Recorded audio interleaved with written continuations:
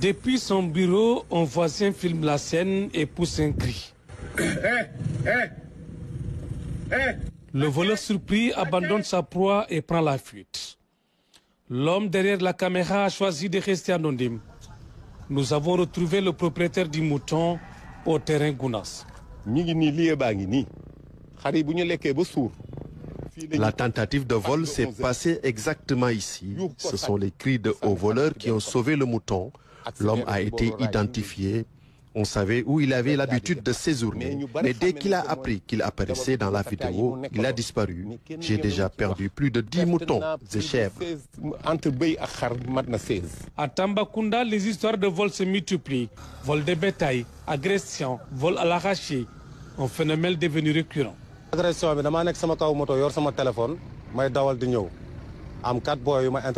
Je conduisais tranquillement ma moto quand 4 jeunes à moto m'ont surpris.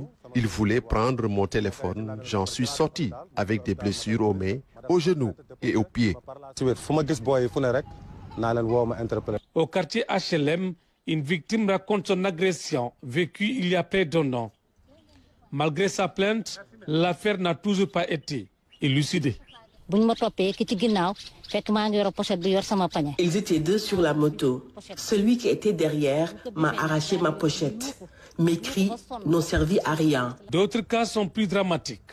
Ce jeune homme a failli perdre la vie lors d'une agression mardi dernier aux environs de 21 heures.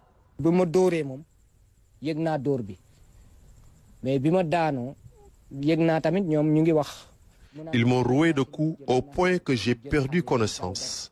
Ils ont apporté 3,2 millions de francs CFA, alors que leur cible principale était ma moto de marque Apache. Souvent pointés du doigt, les conducteurs de moto Jakarta reconnaissent les dérives, mais ils refusent d'être tenus pour ces responsables.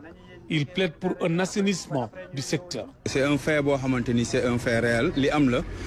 Ce qui se passe à Tamba est une réalité. Nous avons aussi une part de responsabilité, mais l'État doit prendre les siennes.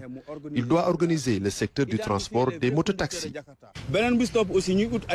Dans les quartiers, les habitants réclament davantage de patrouilles, de jour comme de nuit, et une plus grande rapidité dans le traitement des plaintes.